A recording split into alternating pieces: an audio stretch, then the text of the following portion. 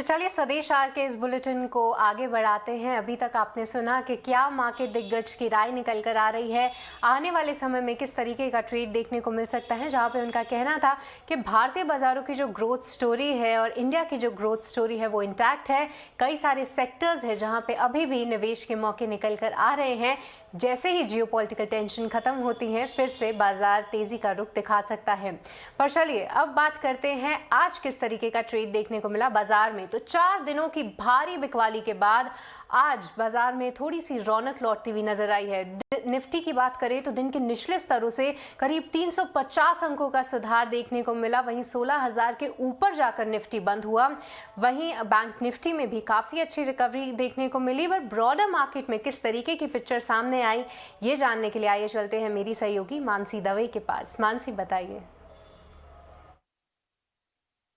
बिल्कुल, तो आज बाजार ने एक शानदार यू टर्न लिया। जिस तरह से हम देख रहे थे भारी बिकवाली के दबाव भरे हर सेशंस देखने को मिल रहे थे, आज अच्छी खासी रिकवरी और रिकवरी के बाद तेजी के साथ बाजार ट्रेड्स करते हुए दिखे। और जब क्लोज हुए तो हरे निशान के साथ तमाम इंडेक्स, तमाम पॉकेट्स, तमाम सेक्टर्स में अच्छी बढ़त के बीच ही कामकाज हमने देखा। करीब 286 अंकों की तेजी बैंक निफ्टी में 33,158। बैंक निफ्टी से शुरुआत इसलिए कर रही हूँ क्योंकि सबसे ज्यादा गिरावट हावी होती हुई यहीं पर हमने देखी थी। और अब देखिए अच्छी तेजी के बीच कामकाज। सेंसेक्स ने आउटपरफॉर्म किया करीब 600 अंकों की तेजी के साथ, यहाँ पर 53,424 के लेवल्स। और निफ्टी में हमने देखा 150 अंकों की तेजी पर क्लोजिंग होती हुई 16,000 के पार यहाँ पर जो ट्रेड्स हैं वो दिखे। मिड कैप और स्मॉल कैप में लगातार एक्शन हम देख भी रहे थे जब बाजार नहीं चल रहे थे। आज भी मिड कैप और स्मॉल कैप इंडेक्स का दिन रहा। मिड कैप स्पेस में अच्छी बढ़त के साथ ही ट्रेड्स देखने को मिले। अगर निफ्टी के टॉप गेनिंग मोमेंटम वाले शेयर्स की बात करें, सन फार्मा, टाटा कंज्यूमर जैसे स्टॉक्स अच्छी खासी तेजी दिखा रहे थे। TCS, IOC, Cipla, Wipro to name a few, यहाँ पर अच्छी तेजी के बीच ही कामकाज देखने को मिला।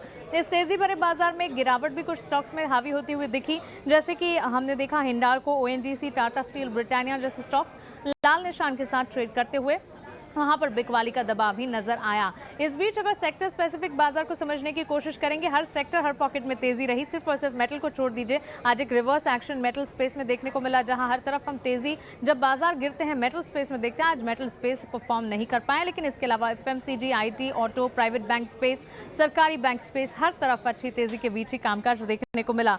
न्यूज बेस्ड मोमेंट हमने यहाँ पर देखा। लगातार हम देख रहे हैं सीमेंट कंपनियों में तेजी और सीमेंट कंपनियों में प्राइस हाइक्स की खबरें आती हुई दिखी हैं। अल्ट्राटेक सीमेंट देख लीजिए, एक इंपैक्ट आज वहां पर देखने को मिला। इस बीच एक movement two wheeler, three wheeler space में भी हमने देखा अच्छी तेजी के बीच कामकाज था। Particularly to name one, Bajaj Auto में अच्छी तेजी के बीच ट्रेड्स देखने को मिले। इसके अलावा सिटी गैस डिस्ट्रीब्यूशन कंपनी की अगर बात करें, आईजीएल, एमजीएल आज फोकस में रहे अच्छी तेजी के बीच। रिसर्च भी हमने आपके सामने रखी।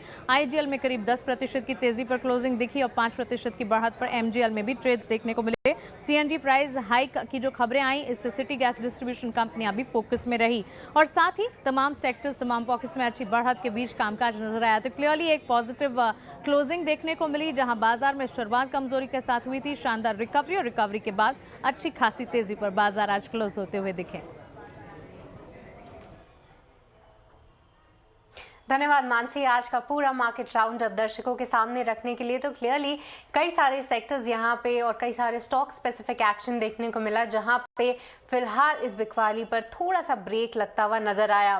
पर चलिए अब आपको बताते हैं कि एक्सपर्ट्स की किस तरीके की राय निकल कर आ रही है। आज हमने आईएफएल सिक्योरिटीज के डायरेक्टर संजीव भसीन से बात की और उनका कहना है कि बाजार में काफी हद तक जो बिकवाली है वो हो चुकी है।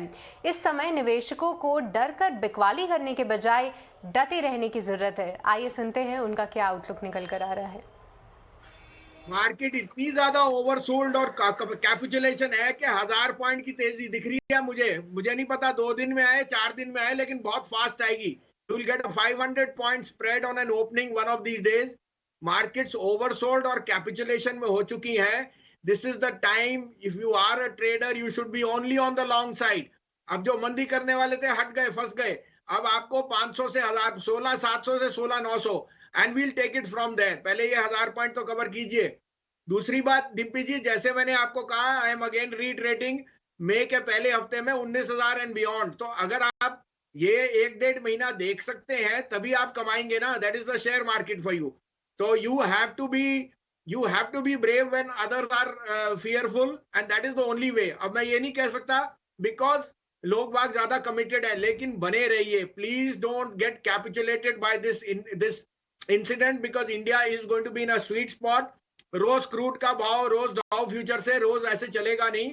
Now you will see a very sweet rally till 16,700 to 800।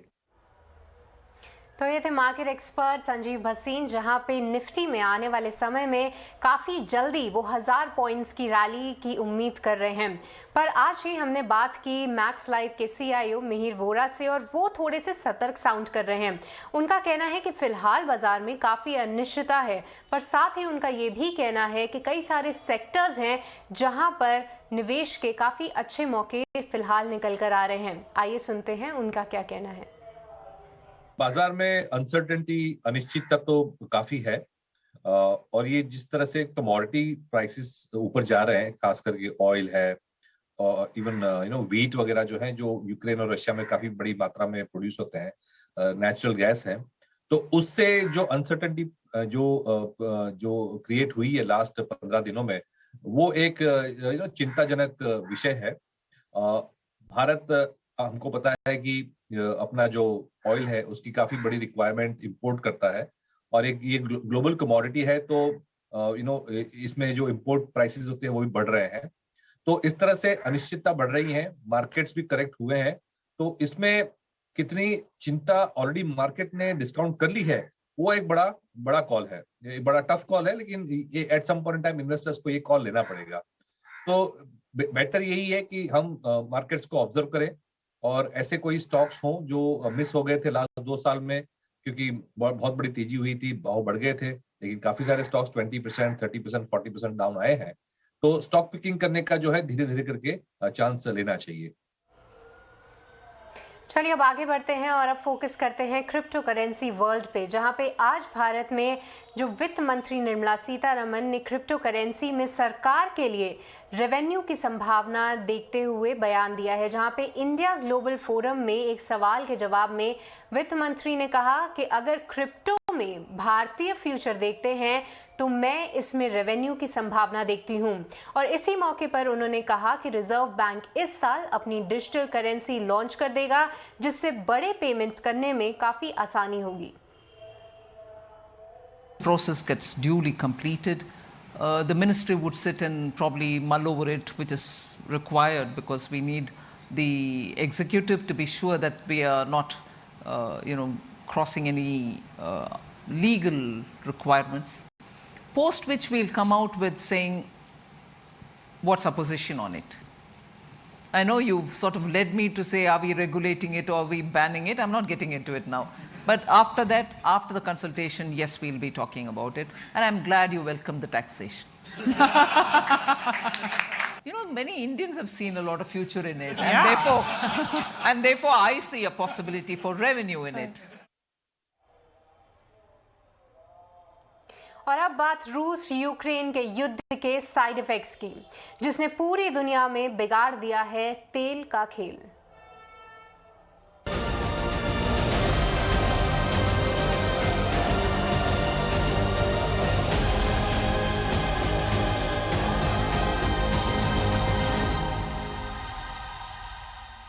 We will only succeed if the whole international community moves together with the same spirit of unity that we've seen in recent days. Justin and Mark and I have been discussing that today, and later this afternoon I'm going to be speaking to the leaders of the United States, France and Germany further to coordinate our actions. To aid these efforts, today the UK is joining our Dutch and Canadian friends to mobilise more practical and sustained support for Ukraine. Canada, UK and the Netherlands are close defence partners. We're working together to mobilise the global community to step up to support Ukraine, and we'll continue to defend democracy and the values that underpin it, and continue to make sure that Putin is held accountable. Today, Canada is announcing new sanctions on 10 individuals complicit in this unjustified invasion. This includes former and current senior government officials, oligarchs, and supporters of Russian leadership. The names of these individuals come from a list compiled by jailed opposition leader Alexei Navalny. These sanctions put increased pressure on Russia's leadership, including on Putin's inner circle. This is, of course, in addition to all the other sanctions we've announced, including our recent announcement on imposing massive tariffs on Russian and Belarusian imports. The work we're doing together is punishing Putin and his enablers where it hurts most, in particular by crippling their financial systems and sanctioning their central bank. So far, in aid for Ukraine, Canada has sent about $1 billion worth of financial assistance and humanitarian aid, but we have more to do. In our meeting this morning, we again stressed the importance of unity.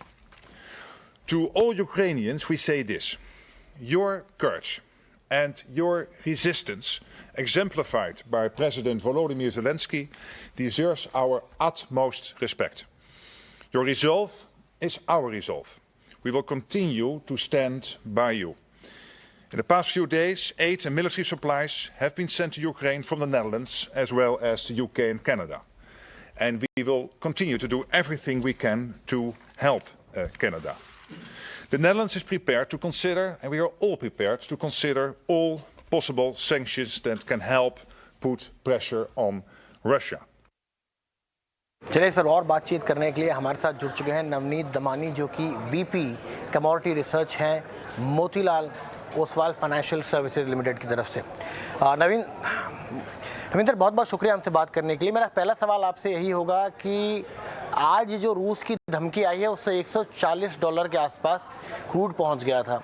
क्या आपको लगता है कि इसी range में अभी कुछ दिन चलेगा जब तक ये रूस यूक्रेन की वॉर का कोई समाधान नहीं निकलता, और क्या ये जितनी लंबी चलेगी ये आंकड़ा और ऊपर होता जाएगा? Good evening. हमने देखा कि करीब $80 से जो शुरुआत हुई है क्रूड में रिस्क प्रीमियम बिल्डअप होने की या जो क्रूड का डिसरप्शन की, वो करीब भाव को $140 तक ला चुकी है। तो ऑलमोस्ट करीब 70% के आसपास का रिटर्न हमने क्रूड ऑयल प्राइस में देखा, ये जब से यूक्रेन रशिया के बीच एक्टिविटी शुरू हुई है।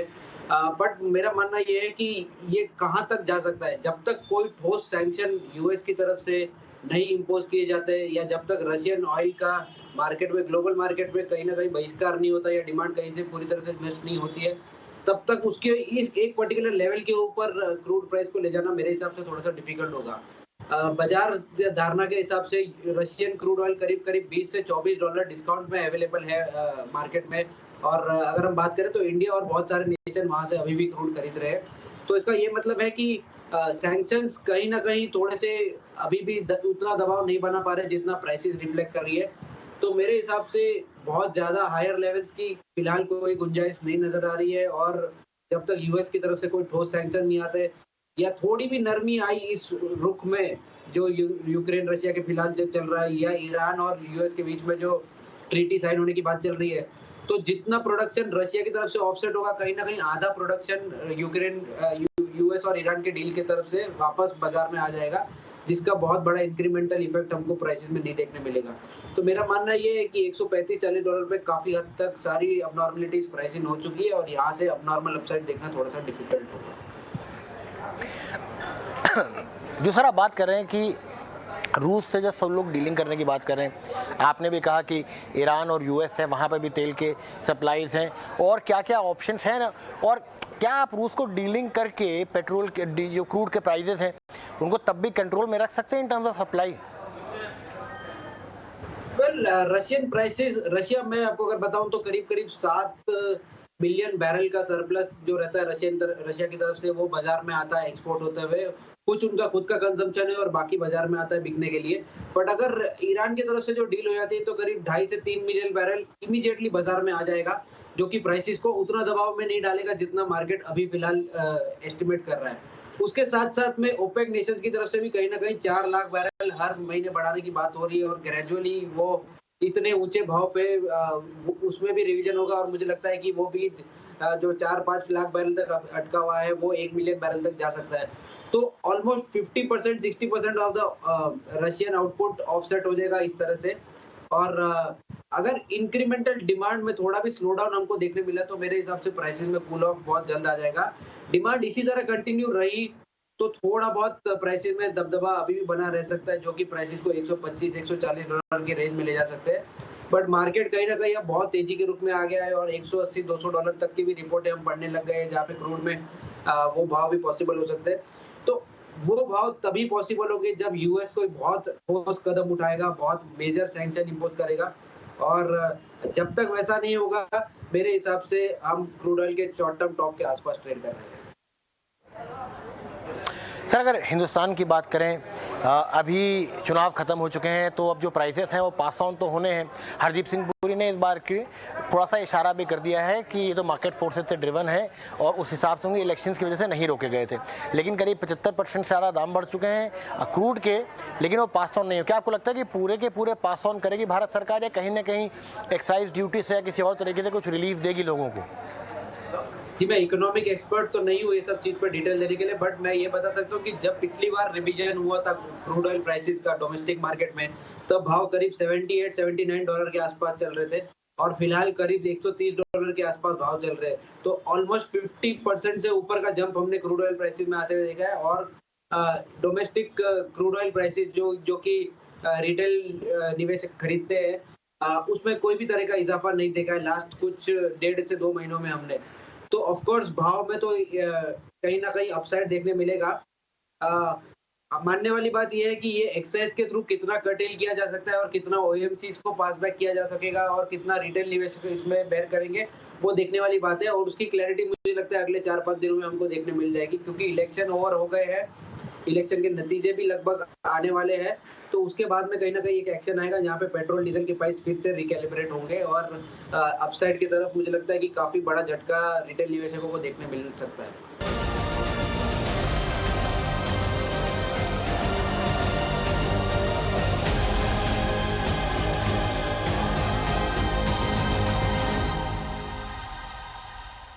तो ये थे आपके लिए रिपोर्ट, जहां पे मार्केट ऑब्जर्वर्स का ये कहना है कि आगे भी क्रूड की चाल थोड़ी सी तेजी में देखने को मिल सकती है अगर इस तरीके की वॉर की टेंशन्स है वो बरकरार रहे। पर भारत में अगले 4 से 5 दिन में पिक्चर जो है थोड़ी क्लियर होती हुई नजर आएगी कि किस तरीके से यहाँ पे तेल के दाम बढ़ेंगे, या सरकार उस पर क्या आगे की कोशिशें करेगी, या OMCs क्या करेंगे। पर चलिए, महंगे तेल के दूसरे सेक्टर्स का भी खेल बिगाड़ दिया है, जहाँ पे नॉन एग्री कमोडिटी में जबरदस्त रैली चल रही है और बेस मेटल्स और प्रेशियस मेटल्स में भी जोरदार तेजी देखने को मिल रही है। क्या ये तेजी आई है, क्यों ये तेजी आई है, और इसका असर घरेलू के साथ ग्लोबल इकोनॉमी पर किस तरीके से देखने को मिल सकता है, ये पूरी डिटेल्स लेकर हमारे साथ मेरे सहयोगी विश्व मोहन जुड़ चुके हैं। विश्व मोहन, बताइए।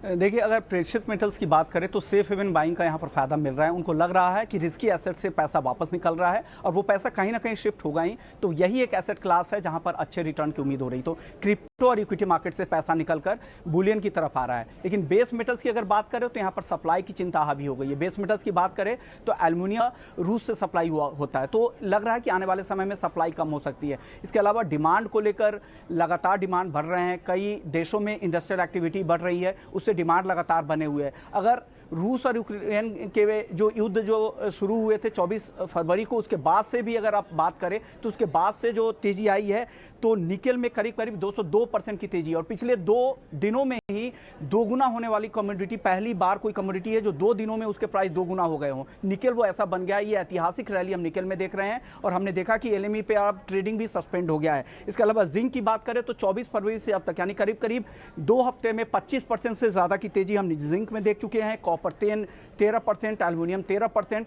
ऑलरेडी पिछले 2 हफ्ते में बढ़ चुके हैं। वहीं क्रूड और नेचुरल गैस, क्रूड भी 24 फरवरी से अब तक 30% से ज़्यादा बढ़ चुके हैं। नेचुरल गैस में भी ठीक ठाक तेजी आई है। गोल्ड और सिल्वर में भी 5 से 10% की तेजी हम अब तक देख चुके हैं। यानी टोटल पूरे ही नॉन एग्री मार्केट को भी ये यूक्रेन और रूस संकट ड्राइव कर रहा है। धन्यवाद विश्व मोहन, ये हाईलाइट करने के लिए कि किस तरीके से नॉन एग्री कमोडिटीज़ के दाम नए रिकॉर्ड छू रहे हैं। और जैसा कि आप बता रहे थे कि क्रूड में भी तेजी आई है, तो क्रूड की कीमतों में आई ज़बरदस्त उछाल का अब भारतीय बाजारों में देखें तो सीमेंट की कीमतों पर पड़ रहा है, जहां पे लागत बढ़ने की वजह से जितनी भी सीमेंट कंपनियां हैं उन्होंने उत्तर भारत में सीमेंट के दाम 5 से 12 रुपए प्रति बोरी बढ़ा दिए हैं। और इसी खबर पर पूरी डिटेल्स के साथ जुड़ रहे हैं मेरे सहयोगी शरद दुबे। शरद, बताइए और क्या कुछ डिटेल्स निकलकर सामने आई हैं। कच्चे तेल के बढ़ने के कारण जो है सीमेंट स्टॉक्स पे भी जो है दबाव देखने मिल रहा है और उसके कारण प्राइस हाइक जो है ऑल अक्रॉस द बोर्ड देखने मिल रही है। अब बात करते हैं कंपनीज के बारे में, तो उत्तर भारत में देखा जाए तो जो सीमेंट के जो भाव है लगभग 5 से लेकर 12 रुपये प्रति बोरे तक जो है अभी तक रिसेंटली बढ़ा दी गई। इसमें जो कंपनीज बढ़ाए हैं उसमें ACC हैं, JK सीमेंट है, हाइडेलबर्ग सीमेंट है, जिन्होंने दाम बढ़ाए हैं। अब बात करते हैं अल्ट्राटेक सीमेंट की, तो ये जो आपके जो मार्केट लीडर है इनने भी अनाउंस किया कि उनकी जो प्राइसेस है उसमें बढ़ोतरी देखने मिली है। अगर अंबुजा सीमेंट की बात करें तो वो भी जो उत्तर प्रदेश में कुछ इलाकों में जो उन्होंने दाम बढ़ाई और आंकड़ों की बात करें तो स्टार सीमेंट में जो जनवरी के महीने में जो सबसे रिसेंट डेटा आई थी वहाँ पे लगभग 3 से लेकर 4% थ्रू आउट द ज्योग्राफीज में दाम बढ़त देखी गई। और रामको सीमेंट्स भी रहेगा फोकस में, जहाँ पे उनके चारों रीजन्स में हमने एवरेज में लगभग 15 से लेकर 40 रुपये प्रति बोरे की जो है प्राइस इंक्रीज देखने मिली। अब इम्पॉर्टेंट बात है कि जो सीमेंट कंपनी के जो दाम बढ़े हैं इसके इम्पॉर्टेंट रेशियोज क्या है। तो सबसे पहले जो कच्चे तेल के दाम है 2022 में आप देखें तो लगभग 60% का उछाल देखने मिला है। उसके कारण जो है रॉ मटेरियल प्राइसेस में through out the value chain में जो है आपको देखने मिली है रॉ मटेरियल प्राइस की इंक्रीज। इसके अलावा जो कुल कॉस्ट बास्केट देखें तो लगभग 30% हिस्सा जो है आपकी धुलाई और फ्यूल के खर्चे में आती है। और अगर डीजल की 1% की महंगाई हो जाती है तो जो रॉ मटेरियल है, जो कच्चे माल है, वो ऑलमोस्ट 0.5% बढ़ जाती है सीमेंट कंपनीज के लिए। लेकिन इम्पैक्ट क्या है, तो इम्पैक्ट सबसे इंपॉर्टेंट है कि जो इंफ्रा प्रोजेक्ट्स हो रहे हैं उनके जो है कॉस्ट ओवररन्स हो सकते हैं, एस्केलेशन हो सकती है, उसके कारण इंफ्रा प्रोजेक्ट्स डिले भी हो सकते हैं। तो ये एक जो है फैक्टर रहेगा। इसके अलावा जो है रियल एस्टेट कंपनियां जो ऑफकोर्स डिमांड अच्छी है लेकिन जो पास थ्रू कर सकती है बिकॉज उनके जो सीमेंट है one of the key raw materials लगेंगे, तो रियल एस्टेट और इंफ्रा ज़रूर प्रेशर में रह सकता है। और बोफा सिक्योरिटीज़ ने जो है एक आंकड़ा निकाला है कि जो डीजल की जो 5% महंगाई अगर होगी तो कंपनियों की मार्जिन पे लगभग जो ऑपरेशनल मार्जिन है उस पर 0.5% मार्जिन का दबाव देखने मिल सकता है। चलिए अब आगे बढ़ते हैं और अब एक पॉजिटिव खबर की बात करते हैं जो कि सेक्टर स्पेसिफिक आज आती हुई दिखी है। और वो अच्छी खबर है एविएशन सेक्टर के लिए, जहां पे 27 मार्च से एक बार फिर इंटरनेशनल फ्लाइट्स शुरू हो जाएंगी। कोविड के चलते 2 साल पहले DGCA ने रेगुलेटर इंटरनेशनल फ्लाइट्स पर पाबंदी लगा दी थी और केवल जो एयर बबल एग्रीमेंट वाले देश थे उन तक ही जो उड़ानें थी वो सीमित थी। इस बारे में और ज़्यादा जानकारी देने के लिए आइए चलते हैं ET नाउ स्वदेश संवाददाता समीर दीक्षित के पास। समीर बताइए।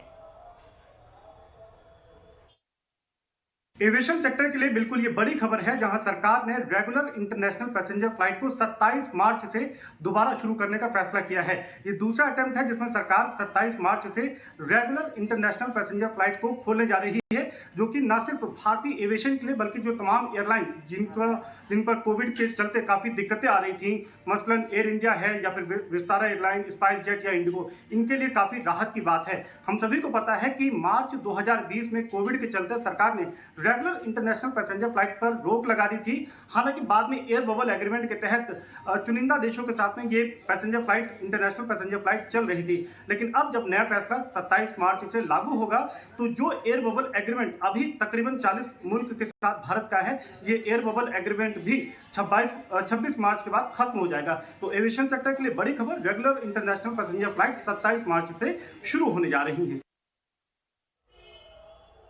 धन्यवाद समीर, ये पूरी डिटेल्स हमारे सामने रखने के लिए। तो 27 मार्च से जितनी भी इंटरनेशनल फ्लाइट्स हैं वो फिर से एक बार उड़ानें भरती हुई नजर आएंगी। पर चलिए अब दूसरी खबर की तरफ रुख करते हैं, जहां पे Bombay high court transport aggregators को महाराष्ट्र में बिना लाइसेंस काम करने पर फटकार लगाई है और 16 मार्च तक लाइसेंस का आवेदन देने को कहा है। क्या है ये पूरी खबर, इस पर ज्यादा डिटेल्स के लिए हमारी सहयोगी खुशबू तिवारी जुड़ रही हैं। खुशबू बताइए।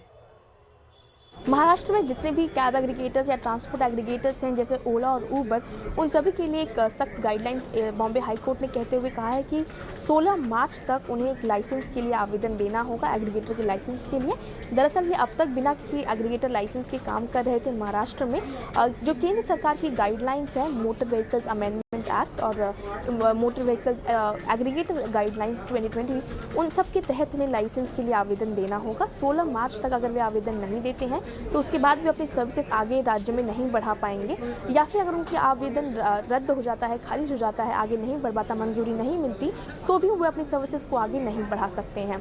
दरअसल एक PIL पर सुनवाई कर रहा था बॉम्बे हाई कोर्ट, जिसमें ग्रीवेंस रिड्रेसल को लेकर जो मैकेनिज्म है उस पर सवाल उठाए गए थे और उबर ने जवाब देते हुए कहा था कि दरअसल उनका एक जो ये गाइडलाइंस पर एक आपत्ति थी उसको लेकर मामला लंबित था, इसीलिए उन्होंने लाइसेंस के लिए आवेदन नहीं दिया था। लेकिन बॉम्बे हाई कोर्ट ने अब एक तारीख दे दी है जब तक उन्हें लाइसेंस के लिए आवेदन देना होगा। जो RTOs हैं उन्हें आवेदन मिलने के 14 दिन के अंदर उस पर आगे की कार्यवाही करनी होगी। अगर कोई उनका आवेदन रद्द हो जाता है या कोई दिक्कतें होती हैं तो जो एग्रीगेटर्स हैं वो अपीलेट अथॉरिटी के पास जाकर अपना मामला आगे बढ़ा सकते हैं। चलिए अब आगे बढ़े और बात करते हैं डिजिटल पेमेंट्स की, जहां भारत में आने वाले समय में डिजिटल पेमेंट्स और भी तेजी से बढ़ती हुई नजर आ सकती हैं, क्योंकि पहले डिजिटल पेमेंट्स करने के लिए आपको स्मार्टफोन चाहिए होता था, पर अब फीचर फोन के जरिए भी आप डिजिटल पेमेंट्स कर सकते हैं। और RBI गवर्नर शक्तिकांता दास ने आज फीचर फोन यूजर्स के लिए UPI सेवा को लॉन्च किया है। फीचर फोन पर कैसे काम करेगा ये डिजिटल पेमेंट, आइए जानते हैं इस रिपोर्ट में। आमतौर पर फीचर फोन का इस्तेमाल केवल कॉलिंग और मैसेजिंग के लिए किया जाता है, लेकिन अब फीचर फोन के उपयोग का दायरा बढ़ जाएगा, यानी अब आप अपने फीचर फोन से डिजिटल पेमेंट भी कर सकेंगे और इसके लिए आपको इंटरनेट की जरूरत भी नहीं पड़ेगी। रिजर्व बैंक के गवर्नर शक्तिकांता दास ने फीचर फोन यूजर्स के लिए UPI 123 पे लॉन्च किया है। फीचर फोन से डिजिटल पेमेंट्स में मदद के लिए एक 24 घंटे की हेल्पलाइन भी शुरू की गई है, जिसका नाम रखा गया है डिजी साथी। इसका फायदा देश के करीब 40 करोड़ फीचर फोन यूजर्स को मिल सकेगा। The launch of UPI 123 Pay makes the facilities under UPI now accessible to that section of society which was so far excluded from the digital payment landscape. In that way, it is promoting a great amount of financial inclusion in our economy. This was announced by me in the December 2021 monetary policy statement, and now today I am very happy that everyone who has been associated with this initiative, they have worked together and have been able to take us to a situation where we are launching it today. Shaktikanta दास ने पिछले साल दिसंबर में feature phone से digital भुगतान system शुरू करने का ऐलान किया था। तब कहा गया था कि देश में वित्तीय सुविधाओं की पहुंच बढ़ाने के लिए ये जरूरी है कि फीचर फोन यूजर्स को डिजिटल पेमेंट की मुख्यधारा में लाया जाए। अक्टूबर 2021 के TRAI के आंकड़ों के मुताबिक भारत में करीब 118 करोड़ मोबाइल फोन यूजर्स हैं। इसका एक हिस्सा अभी भी फीचर फोन का इस्तेमाल करता है। अब तक ये लोग डिजिटल भुगतान नहीं कर पाते थे, लेकिन अब UPI 123 पे की मदद से ऐसा मुमकिन हो जाएगा। PT नाउ स्वदेश। अब खबर स्टार्टअप वर्ल्ड से, जहां PM मोदी ने आज कहा कि स्टार्टअप के ग्रोथ के लिए एंटरप्रेन्योरशिप को बढ़ावा देना जरूरी है।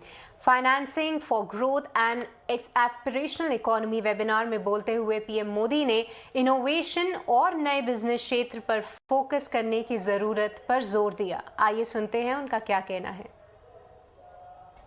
नंबर ऑफ स्टार्टअप्स में तो हम आगे बढ़ रहे हैं, लेकिन उनके जो प्रोडक्ट्स हैं, उसकी जो क्वालिटी है, उसकी जो यूनिकनेस है, उसका जो टेक्नोलॉजिकल बेस है, क्या हमारे स्टार्टअप्स, इंडिविजुअल स्टार्टअप्स टॉप 3 के अंदर हम जगह बना सकते हैं क्या? अभी हमने ड्रोन सेक्टर को ओपन किया है, स्पेस सेक्टर को ओपन किया है, जियो स्पेशियल सेक्टर को ओपन किया है। ये बहुत बड़े नीति विषयक निर्णय हुए हैं जो एक प्रकार से गेम चेंजर है। क्या इसमें भारत के नई पीढ़ी के लोग स्पेस सेक्टर में आ रहे हैं, ड्रोन में आ रहे हैं? क्या उसमें भी हम दुनिया के टॉप 3 में जगह बनाने का सपना नहीं देख सकते क्या? क्या उसके लिए हमारी सारी इंस्टीट्यूशंस इनकी मदद नहीं कर सकती हैं क्या? लेकिन यह सब होने के लिए बहुत जरूरी है। आज वुमेन्स डे है और इस मौके पर हम लेकर आए हैं महिलाओं के संघर्ष और कामयाबी की कहानियां। किस तरह इन महिलाओं ने अपने हौसले से पुराने मिथकों को तोड़ा और कामयाबी की नई ऊंचाइयां छुई, आइए जानते हैं।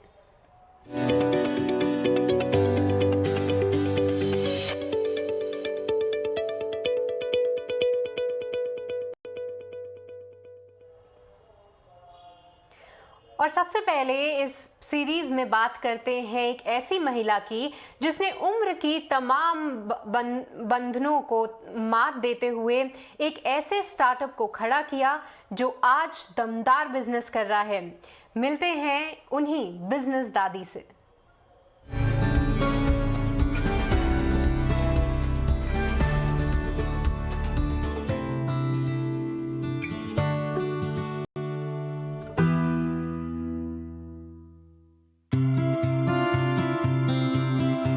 कौन कहता है कि आसमां में सुराख नहीं हो सकता, एक पत्थर तो तबीयत से उछालो यारो। 78 साल की राधा डागा ने इन पंक्तियों को सच कर दिखाया है, जिन्होंने उम्र के उस पड़ाव पर जब इंसान रिटायर होकर आराम करना चाहता है तब एक फूड स्टार्टअप शुरू किया, जो देखते ही देखते आज करोड़ों का ब्रांड बन चुका है। करीब 10 साल पहले राधा डागा ने त्रिगुणी ईट्स नाम से पैकेज फूड कंपनी शुरू की थी, जो आज अच्छा मुनाफा भी कमा रही है। वहीं 78 साल पूरे कर चुकी राधा डागा इस उम्र में भी बिना किसी गैपिंग के रोज काम पर जाती हैं। इससे पहले राधा ने अपने करियर की शुरुआत एक ट्रैवल एजेंसी में नौकरी करने से की थी, लेकिन तकरीबन 40 की उम्र में उन्होंने नौकरी छोड़कर खुद का बिजनेस करने का फैसला किया और साल 1987 में एक कपड़ा निर्यात कंपनी चिमिस एक्सपोर्ट्स की शुरुआत की। ये बिजनेस भी काफी कामयाब रहा।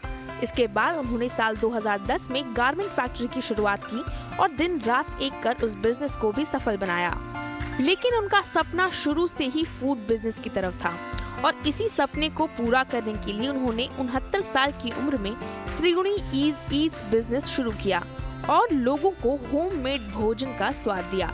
यही वजह थी कि उनके इस फूड बिजनेस ने एक साल में ही 1 करोड़ का टर्नओवर कमाया। आज इंडिगो एयरलाइंस त्रिगुणी का सबसे बड़ा ग्राहक है। उनकी कमाई का 80% इसी एयरलाइन से आता है। फिलहाल उनके पास लगभग 15 प्रोडक्ट्स हैं, जो लगभग 6 महीने की शेल्फ लाइफ के साथ पूरे भारत में मिलते हैं। बहरहाल राधा डागा की ये सक्सेस स्टोरी ये बताती है कि प्रतिभा किसी उम्र का मोहताज नहीं, विमेन किसी भी मामले में मेन से कम नहीं। ब्यूरो रिपोर्ट, ET Now स्वदेश।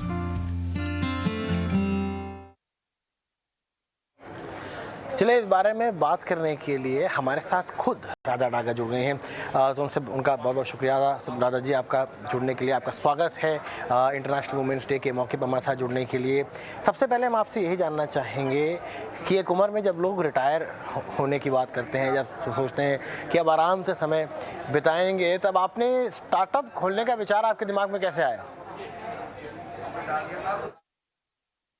जब कोई जिज्ञासा होती है मन के अंदर और जो पहले से ही थी, उसको जब एक समय आता है जब वो जरा ज्यादा ही हो जाती है, तो मुझे लगता है कि उस समय उम्र वगैरह का कुछ भी ख्याल नहीं रहता और इच्छा यही होती है कि इंसान पैदा हुआ है और कुछ करना चाहता है, तो उसको मतलब then I just had to do it, you know।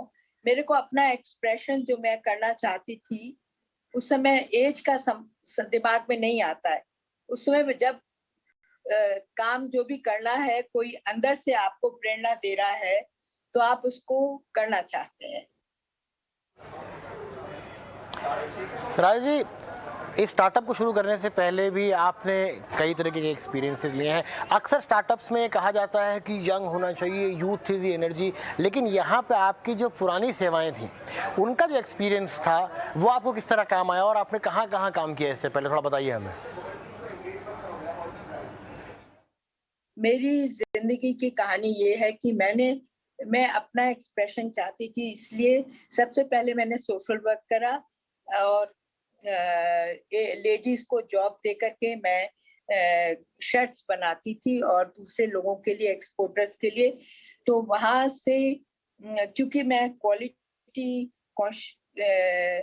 मेरे अंदर मैं बहुत क्वालिटी रखने, I am very quality freak person, मतलब मुझे क्वालिटी बहुत जरूरी है। मैं जो भी काम करूं तो मेरा काम एकदम ठीक परफेक्ट होना चाहिए। उसी के बुत के ऊपर में मैं अपना शर्ट मेकिंग का पहले जो मैं लोगों के लिए काम करती थी वो फिर मेरी अपनी ही बिजनेस हो गई।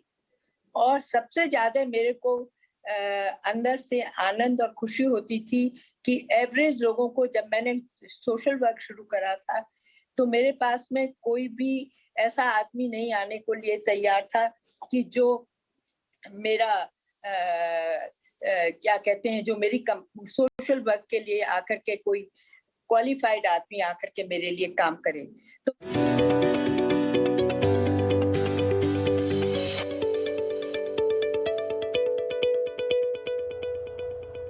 तो आपने देखा कि महिलाएं किस तरीके से अपनी कामयाबी का झंडा गाड़ रही हैं, पर अभी भी जो महिलाओं को वेतन मिल रहा है वो पुरुषों के मुकाबले कम है। और IIM अहमदाबाद की जेंडर बैलेंस की एक रिपोर्ट के मुताबिक NSE 200 कंपनियों में सीनियर एग्जीक्यूटिव पोजीशन पर महिलाएं सामान्य जॉब रोल के लिए पुरुषों से 15% कम कमाती हैं। कई कंपनियां अब इस गैप को कम करने के लिए काम भी कर रही हैं, पर अगर स्टार्टअप और न्यू एज कंपनियों की बात करें तो वहां पर कंपनीज महिला कर्मचारियों को अतिरिक्त सुविधाएं मुहैया कराने की भी कोशिश कर रही हैं। आइए देखते हैं खुशबू तिवारी की ये रिपोर्ट।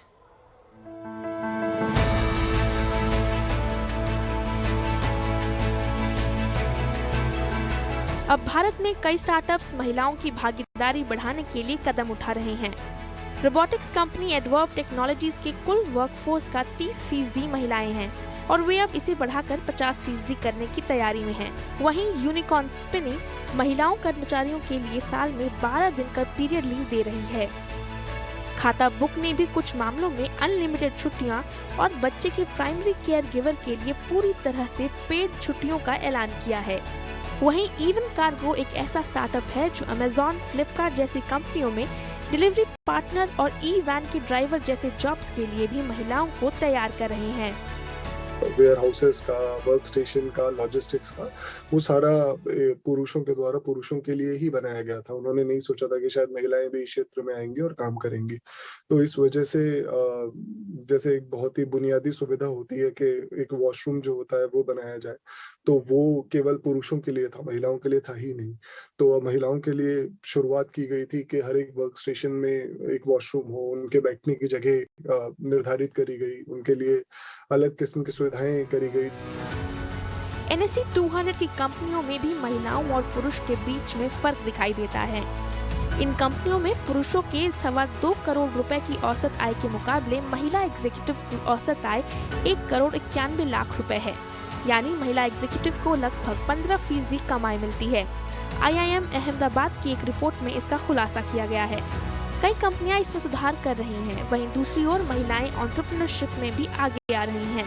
एंजल इन्वेस्टर्स भी ऐसे स्टार्टअप्स में निवेश का चुनाव कर रहे हैं जहां महिलाओं की भागीदारी ज्यादा हो।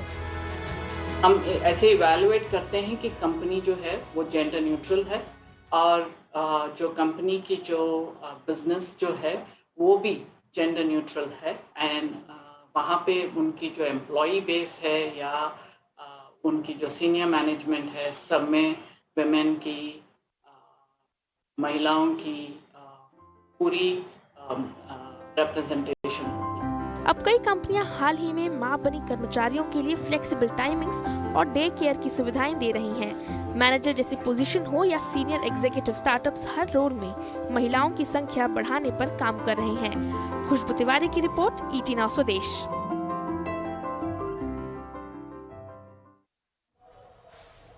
और कोविड के दौर में डॉक्टरों ने किस तरीके से लोगों की जान बचाई ये हम सब जानते हैं, लेकिन अगर इस कोविड वॉरियर ये कोई महिला है तो उनके लिए चुनौतियां थोड़ी ज़्यादा बड़ी थीं। ऐसे में खुद को इन्फेक्शन से बचाने के साथ साथ उनको फैमिली को भी इन्फेक्शन से बचाने की चुनौती थी, लेकिन इसी चुनौती को डॉक्टर रुचि समदानी ने कैसे बखूबी निभाया, आइए इस वुमेन डे के अवसर पर जानते हैं उनकी कहानी। कोविड-19 का दौर सभी के लिए बेहद चुनौतीपूर्ण रहा, खासकर हेल्थ केयर वर्कर के लिए। डॉक्टर रुचि समदानी के लिए सबसे बड़ा सवाल ये था कि वो कैसे सुनिश्चित करेंगी कि क्रॉनिक किडनी के रोगियों की सप्ताह में कम से कम 3 बार डायलिसिस की आवश्यकता को पूरी देखभाल के साथ किया जा सके। Initially, when the COVID-19 pandemic started, most of the dialysis centers were shutting down because the staff was getting infected. Now, dialysis is a very basic necessity for patients whose kidneys are not functioning. So it was a very trying time because we had to arrange dialysis for them at some center or the other. We had a very good support system in Bombay in our nephrology community, and we really helped each other in doing that and enabling that every patient gets dialysis. But arranging that was an emotional turmoil. Also after that, patients who were getting COVID, they were much sicker, and then going into the COVID wards was very emotionally daunting. Doctor Samdani के लिए कोविड-19 के समय सबसे बड़ी व्यक्तिगत चुनौती ये सुनिश्चित करना था कि उनकी छोटी बेटी संक्रमित ना हो। कई कोविड वॉरियर की तरह डॉक्टर समदानी ने अपने कर्तव्य को सबसे पहले रखा, भले ही इसके लिए उन्हें अपने बच्चे से 8 महीने तक अलग रहना पड़ा। The biggest challenge was being able to maintain the work and home balance for me. I have a daughter who's 8, and my husband is also a frontline COVID warrior. So for us, the moment the first wave hit and the ward started filling up, we 3 were in isolation. So we would be in separate rooms and we would not meet at meal times. It was almost 8 months before when the COVID number of cases started going down when we met my daughter, because she started howling and said that my Christmas gift should be a hug from the two of you. अपने मरीजों को सबसे पहले रखने के लिए, खुद को समर्पित करने के लिए महिला डॉक्टर्स की कहानी सच में प्रेरणादायक है। She cannot work 100% and say that I'm not achieving enough, because she has to put in that 20% extra, because she's also managing her home and her family, whether it is parents or in-laws or kids or relatives or the family life. So for her to be able to achieve, doing well is very relative. So doing well includes both personal and professional well-being, right? So if only one aspect is doing well, the female is not going to be happy. So we want happiness in something missing. So we want happiness in all spheres. We want happiness in work, we want happiness in family life. So for us to be able to achieve that, we have to put in that 20-30% extra.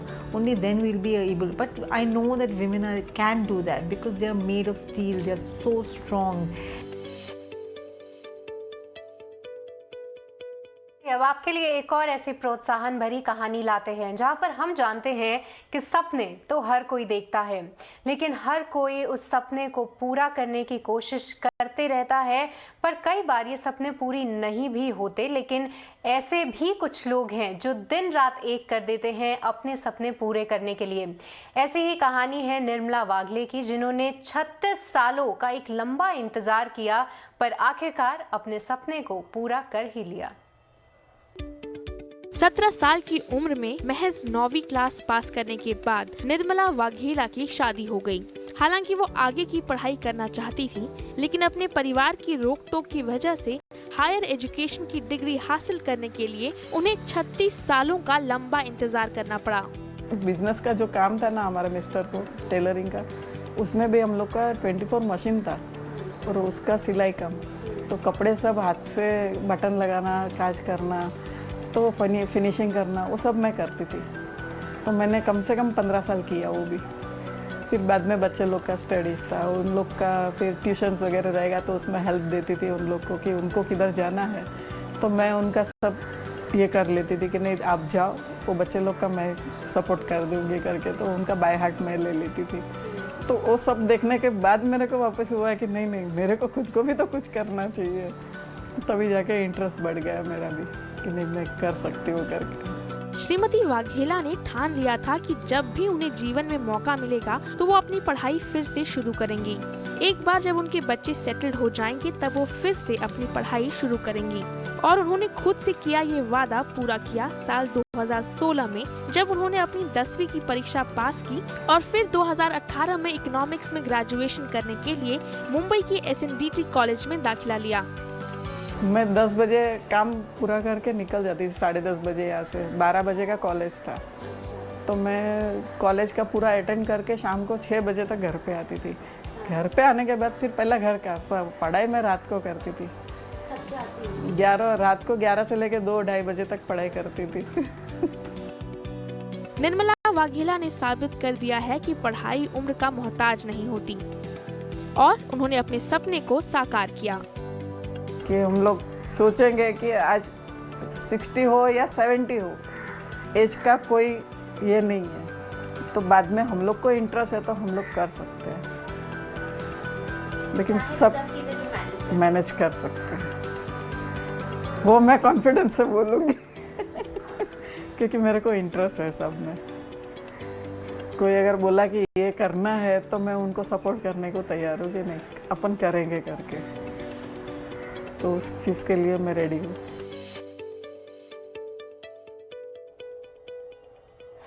तो इसी के साथ हमारी महिलाएं दर्शकों को एक बार फिर a very happy women's day. पर अब वक्त हो चला है स्वदेश आर के इस बुलेटिन को समाप्त करने का। पर देश और दुनिया और बिजनेस जगत की बाकी सारी खबरों के लिए जानने के लिए आप बने रहिए ET Now स्वदेश के साथ। नमस्कार।